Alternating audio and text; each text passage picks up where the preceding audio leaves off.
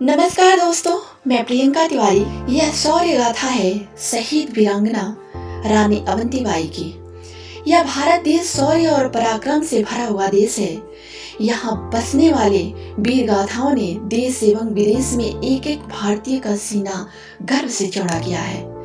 रानी कोटा से लेकर रानी लक्ष्मीबाई, इन सभी वीरांगनाओं ने अपने राज्य और देश की स्वतंत्रता और गौरव के लिए अपने प्राण न्यौछावर कर दिए थे।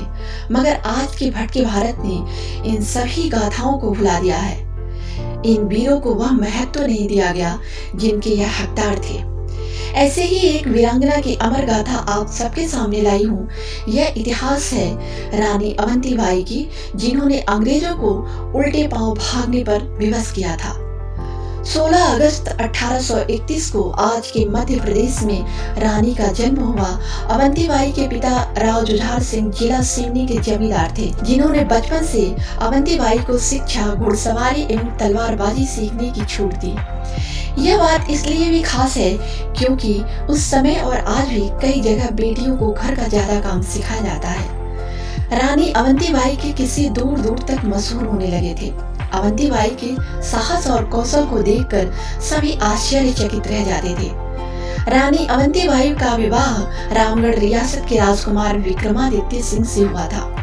बस 1850 में अपने पिता की मृत्यु के उपरांत राजकुमार विक्रमादित्य ने राजा का पदभार संभाला। रानी अवंतीबाई के 2 पुत्र हुए, जिनका नाम था अमान सिंह एवं शेर सिंह। राजकाज संभालने के कुछ समय बाद ही राजा अस्वस्थ रहने लगे। नौबत यह आन पड़ी थी कि उनसे रियासत का काम संभालना दूभर हो गया।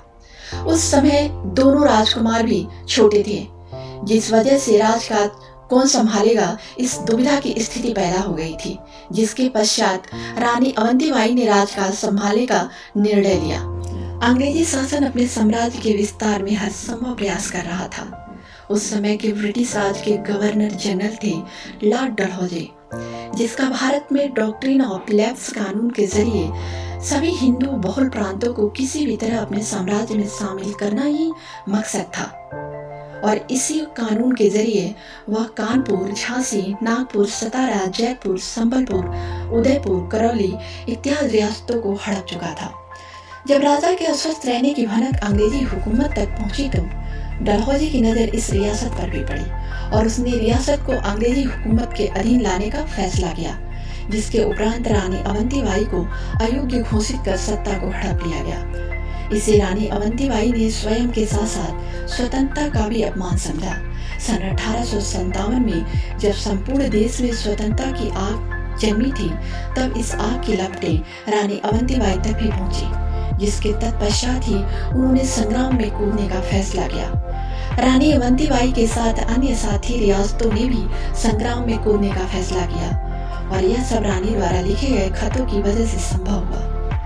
इस समय रानी लगभग 4000 स्वतंत्रता सेनानियों का नेतृत्व कर रही थी, जो कि देश और स्वतंत्रता के लिए मर मिटने को तैयार थे।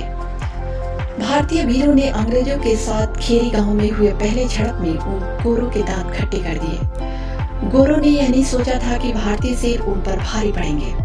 रानी अवंतीबाई द्वारा बनाई गई रणनीति का ही यह नतीजा था कि अंग्रेजों को भागने पर मजबूर होना पड़ा और मंडला क्षेत्र रानी अवंतीबाई के अधीन आ गया।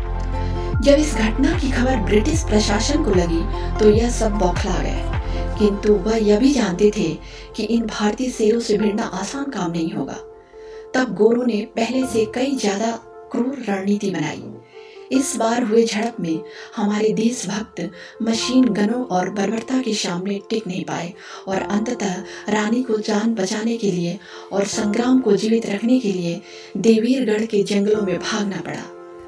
अंग्रेजों द्वारा देशभक्तों की हत्या की आग अभी भी रानी के सीने में धधक रही थी और रानी अवंतीबाई उन वीरांगनाओं में से थीं जिन्होंने हारना सीखा ही नहीं। रानी अवंतीबाई ने पुनः सेना एकत्र कर अंग्रेजों के शिविर पर हमला बोला, किंतु फिर एक बार आजादी के मतवालों को मशीन गनों द्वारा रौंद दिया गया। रानी ने स्वयं को अंग्रेजों से घिरते हुए देखा, तब उन्होंने बंधक के रूप में नहीं, स्वतंत्र मरने का फैसला किया और अपनी ही तलवार से खुद के प्राण ले लिए। ऐसे ही वीर वीरांगनाओं के बलिदानों से प्रेरित होकर शहीद भगत सिंह, आजाद जैसे अनेक स्वतंत्रता सेनानियों ने देश के लिए बलिदान दिए हैं, जिसका परिणाम है आज का आजाद भारत। जय हिंद, जय भारत।